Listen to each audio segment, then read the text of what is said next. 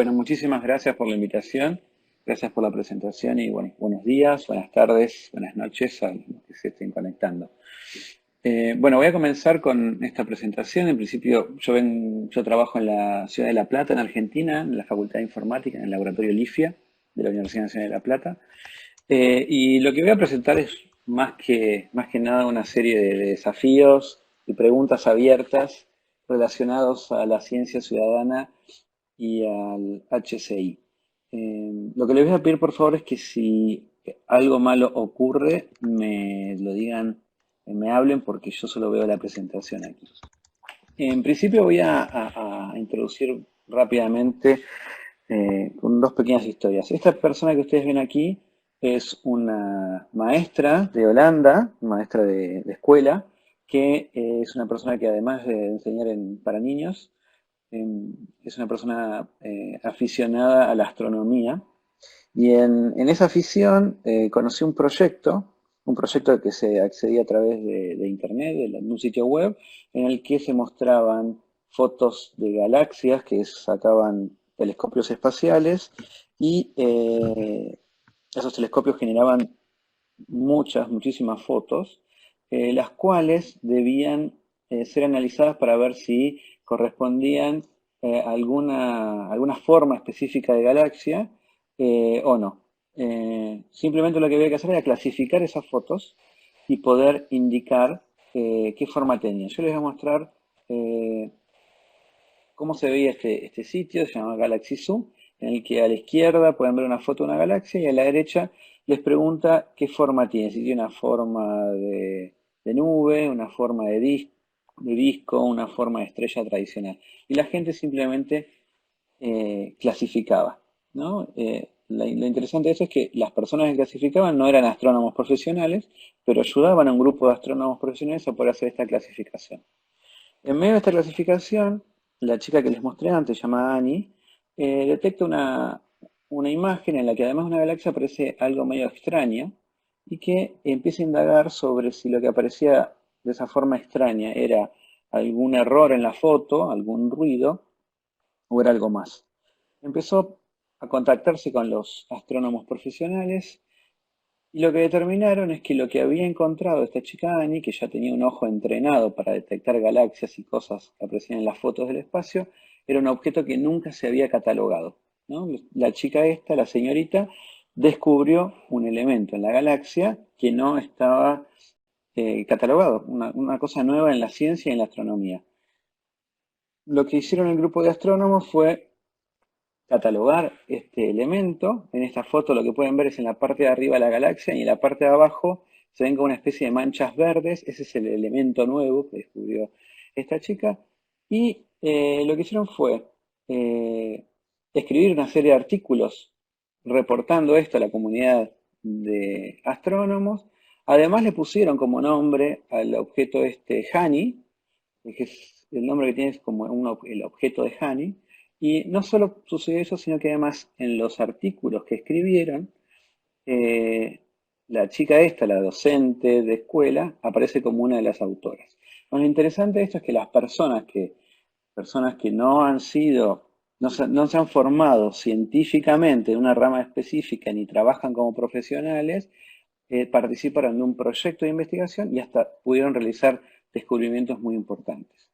Otro ejemplo que les quiero dar es el del señor que está aquí en esta foto, que se llama Víctor Buzo. Víctor Buzo es un astrónomo no profesional, un astrónomo amateur de Argentina, que tiene una gran vocación por la astronomía. No ha estudiado en una universidad, pero en la práctica sabe un montón de astronomía. Sabe sobre ciertos temas, muchas cuestiones de astronomía, casi al nivel de un astrónomo profesional.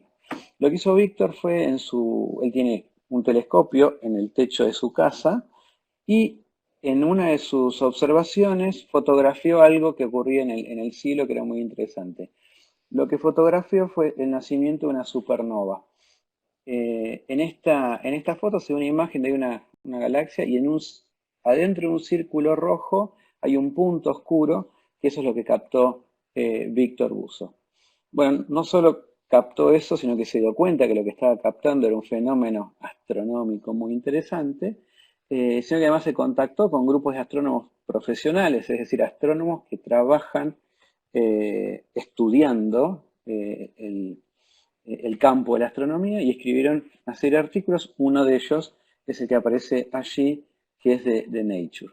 Bueno, con estos dos ejemplos, lo que tiene interesante es que personas que en principio uno no vincula al mundo tradicional de la forma de hacer ciencia, pueden participar, y de hecho participan en proyectos científicos con toda la rigurosidad que se necesita, y realizan aportes a la ciencia muy interesantes. O este tipo de participación, o hay un tipo de participación en que eh, invita a la ciudadanía a ser parte de los proyectos científicos, que se lo denomina ciencia ciudadana. Tiene muchos nombres: ciencia ciudadana, ciencia comunitaria, ciencia participativa.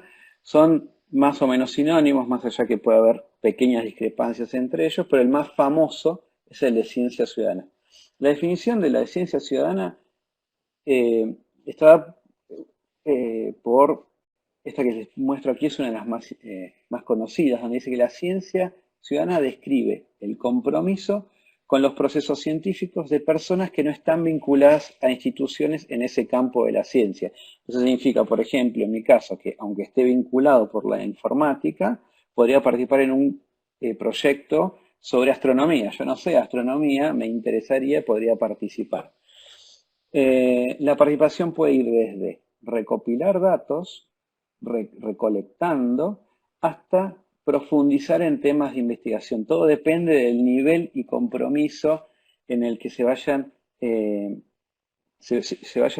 vinculando estos participantes. Y por lo general se relaciona científicos profesionales, digamos, los que trabajan en las entidades de investigación y que tienen un salario para hacer investigación en un tema particular, con voluntarios, que son personas, digamos, que no están relacionadas directamente con ese grupo. Esa, digamos, es la definición, la idea general de la ciencia ciudadana. Les voy a mostrar algunos ejemplos.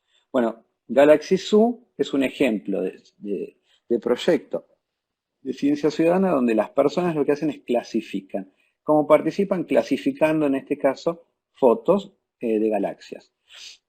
Hay otro proyecto muy interesante que se llama Hello Zebra Mussels, que lo que busca es detectar en una región, en este caso de Estados Unidos, especies invasoras. Son especies que pueden ser animal o vegetal, que fueron introducidas en un ecosistema, por lo general por el hombre, y que al introducirlas empiezan a destruir especies nativas. Entonces, ¿qué es lo que hacen las personas que participan en este proyecto? Y principalmente lo que hacen es poder detectar y mapear lugares donde estas especies invasoras aparecen. Entonces, eso ayuda a generar un mapa para poder llevar a cabo diferentes tipos de acciones vinculadas a ese mapeo.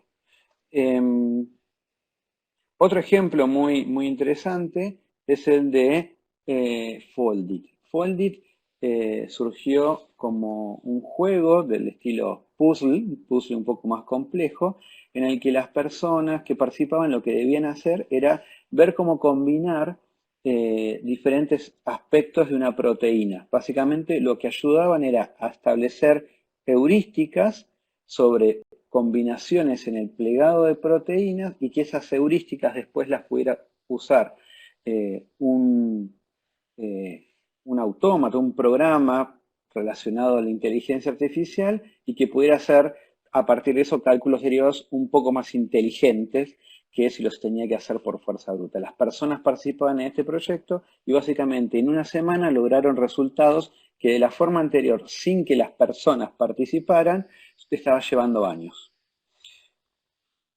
Este es otro proyecto que es de mapeo, en el que las personas con el móvil detectan ciertas características de arroyos y lagunas, en este caso en Argentina. Uno se acerca a un arroyo o a la vera de algún río y va describiendo ciertas características que les piden las personas que están vinculadas al proyecto, entonces lo que genera es un mapeo, hace un relevamiento de información de ese lugar y automáticamente lo que recibe del proyecto es una estimación del nivel de contaminación de ese lugar. Entonces las personas participan e inmediatamente tienen algo como resultado. Algo parecido es otro proyecto que es de la familia del anterior, se llama GeoBin. En este caso las personas lo que hacen es, hacen un mapeo, un relevamiento cada vez que detectan que aparece un insecto particular, que es el de la foto. Nosotros en Argentina lo llamamos vinchuca, tiene varios nombres en, en el mundo. La particular de este insecto, que es el vector de una enfermedad que se llama el mal de Chagas, es una enfermedad que por lo general está relacionada a la pobreza y que tiene serias implicancias cardíacas. Entonces, poder detectar dónde están estos insectos ayuda a poder llevar a cabo otro tipo de acciones. Otro proyecto, ya este va a ser el último, en el de que hay participación ciudadana, en este caso se llama nodos, que las personas que participan son personas que asisten a ver obras de teatro y lo que ayudan es a completar información sobre las obras de teatro que van viendo y además reciben información sobre qué tipo de obra es, quiénes actúan, qué otras obras esas personas actúan y cosas por el estilo. Bueno, digamos, estos son ejemplos de cosas de proyectos de ciencia ciudadana y en general las personas que participan, nosotros lo llamamos científico o científica comunitario, entre las acciones que realizan es recolectar muestras, clasificar muestras ya recolectadas, marcar o identificar ciertos elementos en una muestra, analizar o transformar, por ejemplo, transcribir una foto de una carta, escribirla para que la pueda procesar después un programa, puede resolver algunos problemas sencillos, puede también diseñar experimentos. Las personas que se van involucrando cada vez más ya no participan simplemente clasificando, sino pensando qué es lo que hay que hacer para poder encontrar una respuesta científica. Además, estas personas realizan una serie de cosas más interesantes que la acción de recolectar o clasificar, sino que elevan su nivel de cercanía con la ciencia, se va alimentando su curiosidad, se pueden generar momentos en los que se genera diversión, son parte del proceso científico. Se piensa la ciencia involucrando a más personas de la comunidad. Entonces, esto que les conté a modo muy general, y para dar una idea sobre qué involucra los proyectos de ciencia ciudadana, nosotros los organizamos en las siguientes características. Algunas características relacionadas a la comunidad, otras características relacionadas a las tecnologías que están involucradas, otras características dirigidas a los datos y la descripción de los datos, y también sobre el diseño en general de estos proyectos. Pensamos un poquito lo que tiene que ver con la dimensión de la comunidad. Estos proyectos son muy diversos y a veces pueden pensarse proyectos que la relación de los grupos, la interacción de las personas es cara a cara, como se muestra en la imagen de la izquierda, o tal vez es distribuida a lo largo de todo el país o de todo el mundo. Hay proyectos que tienen relevamientos en todo el mundo, entonces uno tiene que pensar que la comunidad está dispersa, no solo una cuestión geográfica, sino también con aspectos culturales. Tenemos que tener en cuenta que la comunidad tiene que ser algo simbiótico, en el que se tiene que poder desarrollar la confianza entre los investigadores profesionales y las personas que participan, entender que el trabajo tiene que tener objetivos comunes, poder comprender que participar en los proyectos es una tarea y esa tarea tiene que ser reconocida y también tiene que ser retribuida. Se tiene que poder pensar que hay relaciones entre las personas que están allí, además del proyecto en sí. También podemos pensar cuestiones relacionadas a los datos, desde poder definir diferentes niveles de calidad en la recolección de los datos, pensar que puede haber una manzana podrida y separarla de las que no lo son así, como así también curarlas, o también la idea de agregar datos. ¿Qué significa esto? Que tenemos un dato inicial, por ejemplo, se le sacó una foto a un insecto que parece una polilla, y a partir de esa foto se empiezan a agregar información y mejoras sobre esos datos. Por ejemplo, una vez que tengo la foto, puedo decir de qué género es, poder encontrar en qué otro lugar se detectó el mismo insecto, poder compartir esa información y ver qué otros investigadores trabajan sobre eso. Otro aspecto interesante y ya relacionado a la tecnología es pensar qué tecnología queremos construir, para quiénes, para qué actividad y dónde. En las fotos que les muestro hay una foto que tiene un globo rojo y un barco. Es un grupo de Estados Unidos llamado Public Lab que lo que desarrolla son herramientas sencillas y económicas para poder hacer mapeos desde el aire. ¿Para qué sirve esto? Que, por ejemplo, hay ciertos grupos de riesgo, comunidades que han sido, por ejemplo, devastadas por una inundación, que no poseen mucho dinero, pero para poder hacer, por ejemplo, un mapeo de la situación de todas las casas que han sido arrasadas, y con estas herramientas baratas y de fácil manipulación, pueden hacer a través de un globo que sube en el aire con un gas que le permita subir, atar una cámara sencilla, una cámara de fotos, y poder ir haciendo un mapeo del estilo que puede hacer Google Maps, pero en el momento preciso. Y después presenta un software muy sencillo para poder superponer esas fotos con mapas, por ejemplo, de Google o de otro sistema. También tenemos que pensar si las herramientas que estamos diseñando, el hardware, las tecnologías, van a ser usadas por personas que tienen habilidades adquiridas ya para manipulaciones complejas o personas que tienen ciertas limitaciones, ya sea desde la capacidad motriz que tienen o porque no están acostumbrados a manipular esa tecnología. Por otro lado, tenemos que pensar que hay un montón de tecnologías ya presentes que han bajado el costo y que permiten hacer una serie de relevamientos o de estudios que pueden incorporarse a la ciencia ciudadana. Por ejemplo, utilizar drones para recolectar, pensar en sensores y la idea de recolección pasiva, y acá se involucran proyectos donde las personas desarrollan sus propios sensores a través de hardware libre y se les permite poder analizar esa información con software adecuado. Por ejemplo, poder tener un dispositivo económico para medir contaminación en el agua. No siempre es fácil llegar a los lugares que están contaminados. No a todas las organizaciones ni a todos los gobiernos les interesa poder decir que el agua está contaminada. Entonces esto permite que haya cierta soberanía del conocimiento en estos proyectos de ciencia ciudadana. Después relacionado a los diseños, bueno, podemos pensar desde estar pensando en diseño centrado en el usuario o diseño participativo. ¿En qué sentido? En que en forma colaborativa se diseña la aplicación o también hacemos proyectos que van a ser usados en forma colaborativa. Pensar en cuestiones de privacidad y particularmente como aquí hay personas, empiezan a aparecer una serie de desafíos que tienen que ver con el respeto a las personas, con no lastimar, con la idea de justicia. Entonces son las ideas generales que involucran los proyectos de ciencia ciudadana. Ahora, pensado desde el HCI y los desafíos o preguntas abiertas que aparecen, voy a enumerar algunas de estas. En la mayoría, digamos, son más líneas que respuestas, pero me parece interesante poder compartirlas con ustedes y con esta comunidad que trabaja de una forma súper interesante en HCI.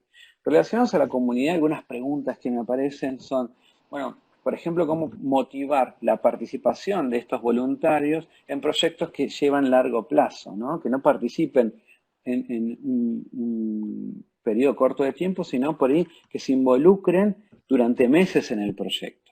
¿No? Hay diferentes enfoques, entonces, entre los enfoques que aparece es la idea de gamification, ¿no? Ahora, ¿qué gamification es la que queremos para este tipo de proyectos, donde la comunidad, las relaciones entre las personas son importantes, ¿no? ¿Qué es lo que queremos lograr? Que haya siempre competencia, queremos que haya una idea de colaboración, de unidad. Me parece que son puntos interesantes desde la idea de cómo consideramos a la comunidad en su participación. Ahora, la comunidad no es solo participación y poder entretenerla, sino que también estas comunidades involucran diversidades culturales. En uno de los primeros webinars se habló sobre esto, ¿no? Sobre qué significa el HCI para la diversidad cultural. Y aquí tenemos que pensar en cómo motivar la inclusión, cómo poder hacer que los grupos minoritarios que aparecen en proyectos que hay miles de personas puedan tener voz y voto, ¿no? Porque por ahí permitimos que participen, pero no les damos las herramientas ni las estamos diseñando para poder maximizar ese voto y que no se pierda una cuestión estadística.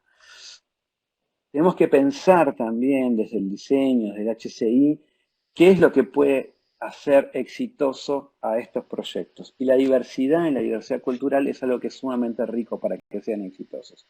Entonces tenemos que pensar cómo diseñar ambientes y proyectos donde las comunidades de práctica se puedan dar de una forma amena, donde pueda haber tantos espacios que puedan ser presenciales como no presenciales y que puedan dialogar. Tenemos que pensar en qué necesidades culturales tienen que involucrarse en esta idea de comunidad. Relacionado a los datos, bueno, los datos y la forma en obtener los datos también empiezan a aparecer una serie de desafíos. Por ejemplo, ¿cuál es el balance entre promover la participación y generar datos de calidad? ¿A qué me refiero con esto? Que a veces para poder tener datos de calidad se requieren no solo herramientas de precisión, sino una serie de habilidades adquiridas que las personas voluntarias no los poseen. Si nosotros hacemos más difícil la tarea, menos personas van a poder participar o buenas personas quieran participar porque es muy tediosa. Entonces, ¿cómo podemos hacer para encontrar balances sin perder calidad? Recuerden que los proyectos de ciencia ciudadana son proyectos de ciencia, entonces requieren una base de calidad en la recolección o en la enumeración de los datos que tienen que ser como en cualquier proyecto de ciencia. Entonces podemos pensar qué procesos ayudan a tener calidad en esos datos, cómo se relaciona la confianza entre la información que hay y cómo yo la comparto. Una persona que participa y genera datos tiene que saber con esos datos qué se va a pasar, qué va a pasar con esos datos, quiénes los van a poder manipular. El grupo de personas que participa en esos proyectos en forma profesional, va a compartirlos libremente, va a dar información relacionada a la privacidad. No, privacidad es otro tema muy interesante.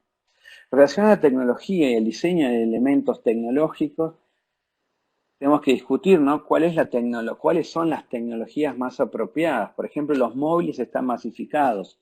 Entonces, es una excelente herramienta que cualquier persona cuenta como para poder hacer uso de ellas. Pero también hay otras herramientas, también hay otras formas. No siempre es necesario que la herramienta tecnológica o dispositivo electrónico sea necesario.